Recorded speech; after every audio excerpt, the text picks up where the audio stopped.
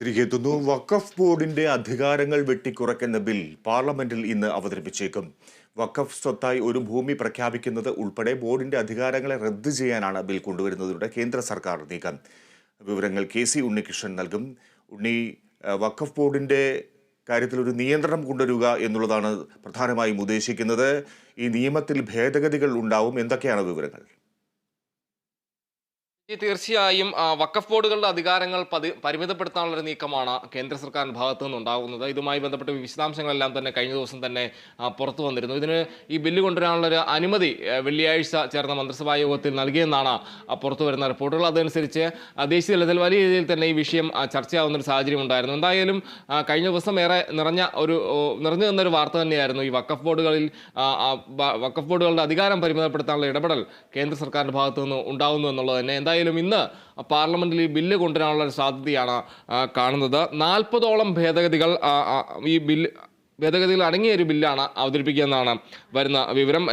കൂടാതെ ഭൂമിയുമായി ബന്ധപ്പെട്ട് വഖഫ് ബോർഡുകളുടെ അവകാശങ്ങളിൽ നിർബന്ധിത പരിശോധനകളടക്കം നടത്തിയേക്കാനുള്ള സാധ്യതയും കൂടെ കാണുന്നു. കൂടാതെ ബോർഡിൻ്റെ ഘടനയിലും അധികാരത്തിലും മാറ്റം വരുത്താനായി 1995 വഖഫ് നിയമത്തിലെ 9, 14 എന്നീ വകുപ്പുകളുടെ ഭേദഗതിയും വന്നേക്കാനുള്ള ഒരു സാധ്യത കാണുന്നു. അതോടൊപ്പം തന്നെ വനിതാ പ്രാതിനിധ്യം വഖഫ് ബോർഡിൽ ഉറപ്പുവരുത്താനുള്ള ഒരു സാധ്യത. കൂടാതെ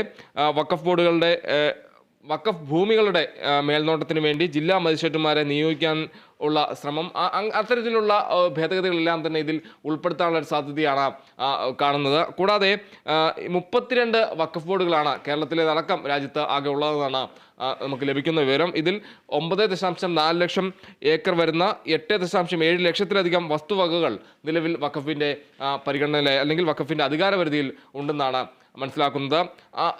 ഇതിലെല്ലാം തന്നെ ഈ ഭൂമിയിലെല്ലാം തന്നെ കൃത്യമായ കണക്കെടുപ്പ് അടക്കമുള്ള കാര്യങ്ങളെല്ലാം തന്നെ വരുമെന്നാണ് പറയുന്നത്. കൃത്യമായ ഭൂമി പരിശോധനയടക്കം വരും. ആ രീതിയിലുള്ള നിയന്ത്രണങ്ങളെല്ലാം തന്നെ വരുന്നു. എന്തായാലും UPA സർക്കാർ നൽകിയ ഇളവുകളെല്ലാം തന്നെ കൂടുതൽ നിയന്ത്രിക്കുന്ന തരത്തിലുള്ള ഒരു ബില്ല് കൊണ്ടുവരാനുള്ള നീക്കമാണ് NDA സർക്കാരിൻ്റെ ഭാഗത്തു നിന്നുണ്ടാവുന്നതെന്നാണ് നമുക്ക് പുറത്തു വരുന്ന വിവരം. ആ രീതിയിലുള്ള പ്രതികരണങ്ങളെല്ലാം തന്നെ കഴിഞ്ഞ ദിവസം വന്നിരുന്നു. എന്തായാലും ഈ നീക്കം വരുമ്പോൾ എന്തായാലും വഖഫ് ബോർഡിൻ്റെ അധികാരം എല്ലാം തന്നെ പരിമിതപ്പെടുത്തുന്ന ഒരു രീതിയിലേക്ക് വരുമെന്ന് നമ്മൾ മനസ്സിലാക്കുന്നു.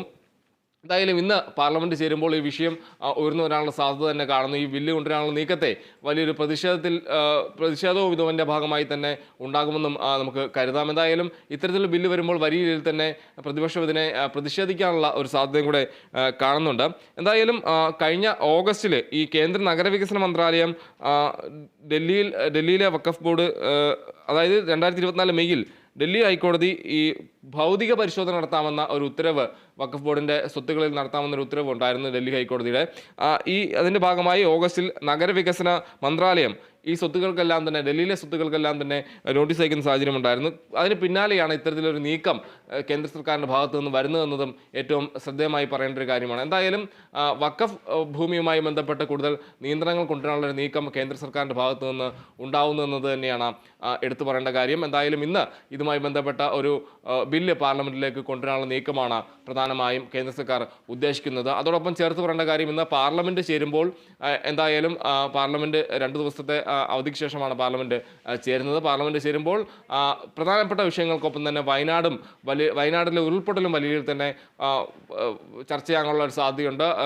കൂടുതൽ ധനസഹായം പ്രഖ്യാപിക്കുന്ന അടക്കമുള്ള കാര്യങ്ങളെല്ലാം തന്നെ ചർച്ചയാകാനുള്ള ഒരു സാധ്യത കാണുന്നുണ്ട്. ആ രീതിയിൽ വയനാടും ഇന്ന് പാർലമെന്റിലൊരു വിഷയമായി തന്നെ ഉയർന്നു വരാനുള്ള സാധ്യതയും ഇതിനൊപ്പം തന്നെ ചേർത്ത് പറയുകയാണ് ഫിജി.